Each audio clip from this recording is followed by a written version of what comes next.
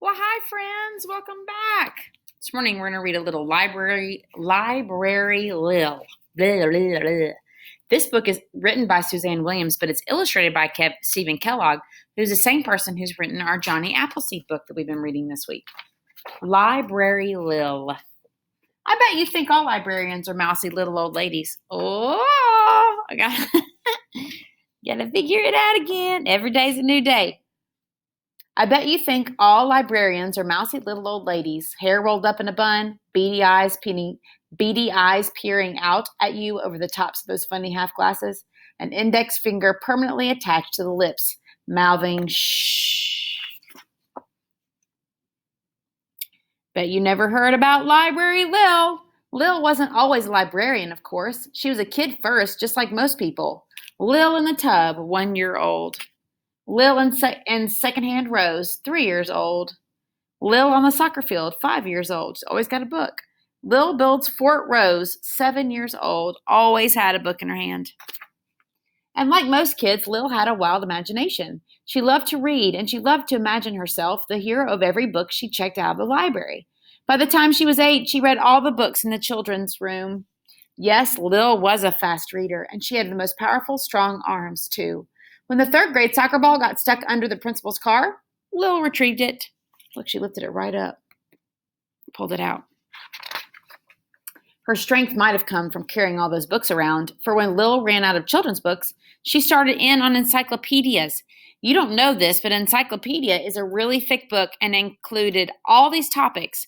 And every book was a different letter. So like A, B. So in the B book, you would find anything from bread to bunny rabbits to bouncing to blue. And then you could go to C and read all the topics that started with C. She used to check out a whole set at once. She'd walk down the street reading the A volume, then open in one hand, while she balanced the remaining volumes on the palm of the other. She turned pages with her teeth. It was no surprise to anyone when Lil grew up and became a librarian, landing a job in the nearby town of Chesterville. The townspeople soon dubbed her Library Lil. Lil's specialty was storytelling, but when she had advertised the story time in the local newspaper, no one showed up.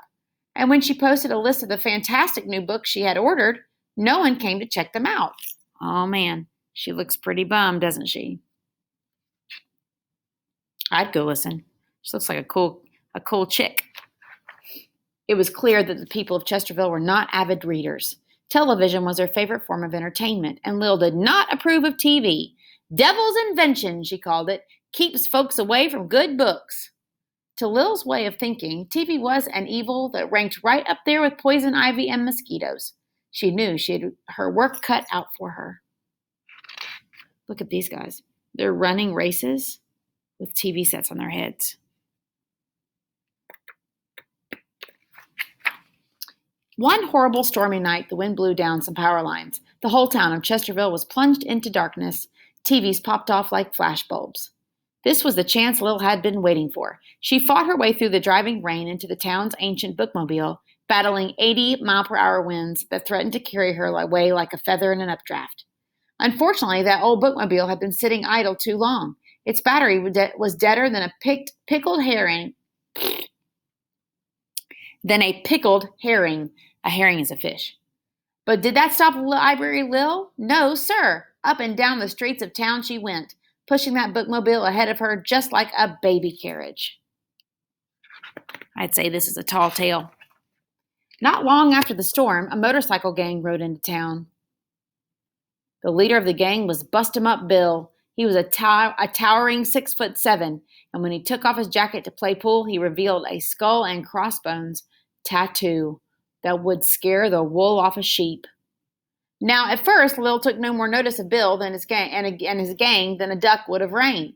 She was only interested in readers, and they kept her plenty busy at the library since the storm. So while Bill and his gang hustled pulled the local tavern, Library Lil checked out books. It wasn't long before Bust-em-up Bill found out about Lil, though. You see, he was in the habit of watching professional wrestling on Tuesday nights. So when Tuesday night rolled around, Bill expected to watch his favorite program. "Where's the TV?" he yelled at the bartender. "Don't have one, sir," said the bartender. "Nobody in town watches it much anymore." Too many good books to read. No one around here watches TV, Bill roared. What's the matter with you folks? The bartender chuckled nervously. Lil's made us all into readers. Readers? Bill laughed. It was not a pleasant sound. He faced his gang. Did you hear that? These lily-livered cowards read books. The way he said books left no doubt to him that this was the filthiest word in the English language. Who is Lil? He spat the words out like bullets. Our librarian, squeaked the bartender. Where is she? Growled Bill. The bartender cringed. She'll be parking her bookmobile across from the library in about 10 minutes, sir. Bill stomped toward the door. Let's go, he grunted to the gang. Sounds like he means business. When Lil arrived, she found the parking lot filled with motorcycles and surly bikers. Move your bikes, she called. You're blocking my parking space. Tough cookies, sister, said Bill. It's your fault I'm missing my favorite TV show. Listen, said Lil, I don't want trouble. Just move the bikes. And the gang stood their ground. All right, said Lil. If you won't move them, I guess I'll just have to move them for you. Did you hear that? Bill shouted to his gang. She'll move them for us. If you can't do that, well, I'll. Bill glanced at the bookmobile. I'll read a book, he finished. It was the worst thing he could think of. So he said, if you move my bikes, I'll read a book. How you like that? Lil grinned. She flexed her skinny muscles. Then she stooped down, reaching under one of the motorcycles. Straightening, it suddenly hoisted the motorcycle with one hand and tossed it into the street. It cost her little more effort than flinging an apple core.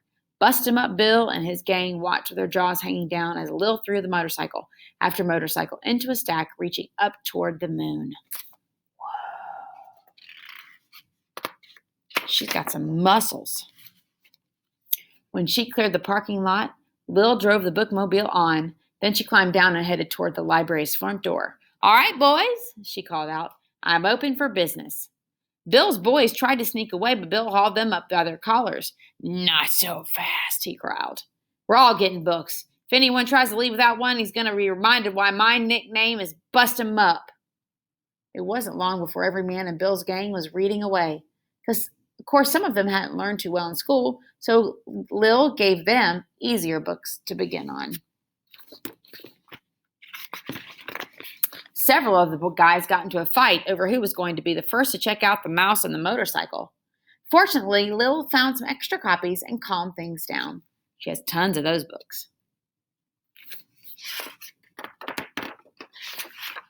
Last time I was over to Chesterville, they'd added a new wing to the library. Seems Lil's been busier than ever. She's had to take on a library assistant to help out. The new assistant's a big fellow. The townspeople call him Bookworm Bill. Do you know who he might be? The kids think he's a whale of a storyteller, but then he learned from a master. Look at him all dressed up as the dragon. I think he might be Bust 'em Up Billy. Since Bill's been on the job, Lil says there hasn't been a single overdue book. I think she's kind of sweet on the guy. She says she's even taken to watching a little of the devil's invention, particularly on Tuesday nights. So Lil has started watching wrestling. Oh boy. She's got herself a new friend, that little Lil. Library Lil. Books can change lives. I mean, the words on the page help you to see things in a new way. So that's probably what's happened to Bust 'em Up Bill. And because it happened to Bust 'em Up Bill, he became nicer and she became friends with him. So that worked out good. All right, my friends, you have a good day today. I'll see ya.